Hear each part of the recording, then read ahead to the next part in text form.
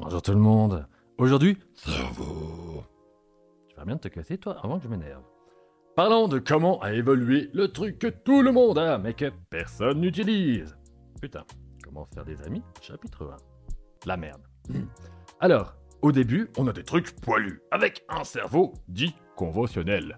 J'entends par là qu'il n'est pas plus gros que ce à quoi on pourrait s'attendre. Et d'un coup, boum, ça explose. Jusqu'à donner en quelques millions d'années le plus gros cerveau, sa mère la pute super balèze qui soulève des haltères. Et voilà, fin. Un peu plus sérieusement. Cette vidéo va parler de comment on évalue l'évolution de la supposée intelligence de notre espèce. Par là, j'entends tout ce qui se rapproche de celle que nous avons actuellement. Car on ne peut évaluer l'intelligence que par le prisme de la nôtre. Et oui, comment reconnaître quelque chose que nous ne connaissons pas? Donc, le terme intelligence ici sera toujours utilisé par le prisme de la nôtre. Je vais maintenant te parler des outils de cette discipline. Ensuite, je nuancerai ces propos et finirai avec un petit bonus. Le moulage endocrinien. Arrive déjà la première limitation, qui ne sera pas la dernière et pas des moindres. Ça ne vous a sûrement pas échappé, on ne peut pas avoir accès au cerveau de nos ancêtres éteints, que ce soit de notre propre espèce ou de celles qui nous ont précédés. On est donc obligé de se tourner vers les crânes fossilisés ou non de ces derniers. D'une façon générale, seuls les os se fossilisent. Les tissus mous, donc organes, poils, peau et évidemment le cerveau, sont perdus dans ce processus. Parfois, on a des miracles de fossilisation, tels que l'Archéoptérix de Berlin, avec ses jolies petites plumes. Mais ceci n'est pas la règle, loin de là. Ce qu'il est important de comprendre, c'est que quand on parle de l'évolution du cerveau, en réalité, on parle de l'évolution du moulage de ce dernier, le fameux moulage endocrinien. Le problème, c'est qu'au passage, on perd toutes les subtilités du cerveau. Je vous mets ici un cerveau humain avec ses composants. On voit aisément toutes les parties. Je te laisse mettre pause si cela t'intéresse. Et là, un moulage endocrinien. La perte d'information est totalement monstrueuse. Bien que sur certaines pépites, au même titre que l'Archéoptérix, on peut avoir certains détails. Mais normalement, nous n'avons accès qu'à la taille du cerveau et à sa forme générale. Autrement dit, nous voilà extrêmement limités dans les informations qu'on va pouvoir en tirer.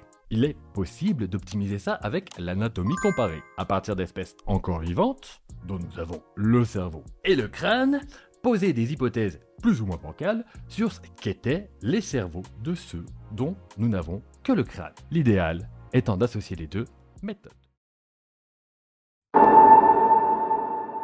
Le coefficient d'encéphalisation, que j'abrégerai régulièrement en CE pour des raisons évidentes. L'idée ici est que la masse du cerveau par rapport à celle du corps détermine l'intelligence. Dit comme ça, c'est un peu une phrase de connard.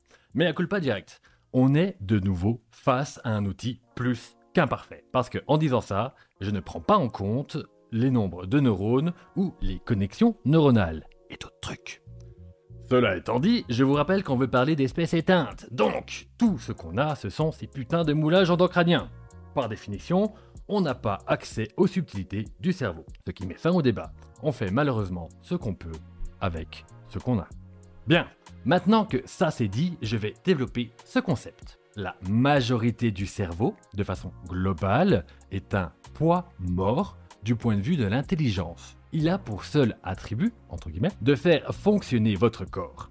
L'intégralité de vos fonctions vitales. Voici comment on calcule ce coefficient avec les détails de celle-ci. Je notifie qu'il existe plusieurs façons de calculer le CE. Pareil, mais pause si l'envie t'en prend. Ce coefficient est calibré pour obtenir une moyenne de 1 chez les mammifères placentaires. 1 étant ce qu'on attend comme taille du cerveau d'une espèce par rapport à sa masse. Tout résultat supérieur à 1 peut être associé à des capacités cognitives accrues. Je reprends. L'intelligence ne peut pas être réduite à la taille du cerveau. Taille du cerveau n'égale pas intelligence. Plus une espèce est massive, plus le cerveau le sera indépendamment de l'intelligence. Les ressources étant allouées au bon fonctionnement du corps. Cependant, grâce au CE, on a accès à quelle taille doit avoir un cerveau. Et donc, tout surplus constaté ouvre la possibilité à d'autres fonctions de ce dernier. Rapidement, on ne parle ici que de mammifères placentaires. Si on effectue les mêmes calculs sur les autres classes, genre reptiles, ça donne des chiffres ridiculement bas. Il faut donc les adapter. Qu'en est-il en ce qui nous concerne? Paf, petit graphe avec nos ancêtres. On voit ici qu'Australopithecus, il y a environ 3,2 millions d'années, est déjà au-dessus d'un CE de 3, ce qui laisse une sacrée marge pour des capacités cognitives accrues. Et que, comme dit au début de la vidéo, plus on avance dans le temps et plus le coefficient devient élevé, jusqu'à atteindre un coefficient d'encéphalisation supérieur à 7 pour notre espèce. Juste, on prend 2 secondes pour bien intégrer l'information. Le cerveau d'Homo sapiens est 7 fois plus gros que ce qu'on attend d'un mammifère de cette masse. Fun fact, le dauphin est au-dessus de 5. Je te mets un lien d'une vidéo d'un collègue dédiée à leurs cousins, les orques, à voir après si cela t'intrigue. Bref, tout se passe comme si une droite était tirée, donnant des cerveaux de plus en plus gros. Mais on reviendra sur ça plus tard. Égo fragile, s'abstenir. Évolution des techniques et évolution culturelle. Un autre moyen d'échelonner l'intelligence, dont nous avons partiellement accès, est de voir les techniques qu'une espèce utilise. De nouveau, grosse limite. Le comportement social ou de chasse, par exemple, ne laisse pas énormément de traces. On se focus ici principalement sur les outils découverts et le peu d'autres marques. Mais encore une fois, on voit une droite exponentielle se tracer avec, il y a 3,3 millions d'années, des cailloux taillés qui, sans contexte et sans formation appropriée, passeraient pour de simples cailloux et qui va, au fil du temps, se perfectionner jusqu'à arriver au fameux biface, il y a 1,6 million d'années, et qui va continuer à monter en technicité. Super! Mais en quoi ça nous avance et en quoi ça nous aide à évaluer l'intelligence? Pour mettre en place l'utilisation d'outils, cela amène une capacité sous-jacente de compréhension de son environnement. En gros, ce que les outils nous disent en sous-texte, c'est la capacité cognitive de pouvoir visualiser des contextes où l'apport de techniques extérieures sera bénéfique à la situation. Cela démontre aussi la capacité de se projeter mentalement dans des circonstances factices, autrement dit l'imagination. Et ça, ce n'est pas rien. L'évolution et la perfection de ces outils met en relief la capacité de remettre en question des acquis et une compréhension de ce que l'on doit faire et de comment on l'améliore. Ça nous parle aussi de la capacité de pouvoir transmettre ce savoir aux futures générations. Plus un outil monte en technicité, plus cela sous-entend une capacité de communication élevée et aussi d'autres trucs. De nouveau, il y a un énorme gap intellectuel entre le moment où on utilise le feu de façon opportune, par exemple pendant un incendie, et le moment où on se dit « tiens, en fait, si je ramène ça chez moi, que je le conserve et que j'essaye de l'entretenir », voire aller jusqu'à imaginer des techniques pour l'allumer et le maîtriser. Ceci représente un bond cognitif énorme. L'innovation est quelque chose d'extrêmement coûteux intellectuellement. On a tendance à complètement l'oblitérer.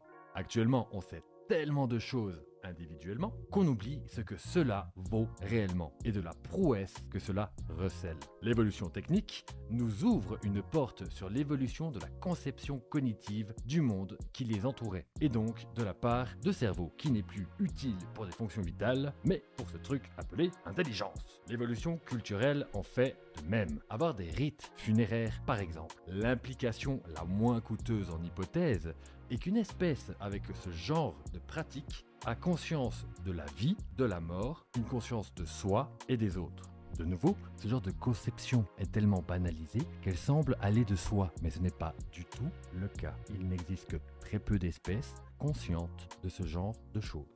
Parlons rapidement de l'art et de son développement. Cela n'apporte aucun putain d'avantage à la survie de développer des peintures pariétales ou de décorer des outils. Va dire à l'antilope de bien vouloir se laisser éventrer parce que t'as fait de jolies petites lignes géométriques sur ton petit couteau. Ou de dire à un lion, si tu me manges pas, promis juré, je fais une image de toi dans le trou sans lumière.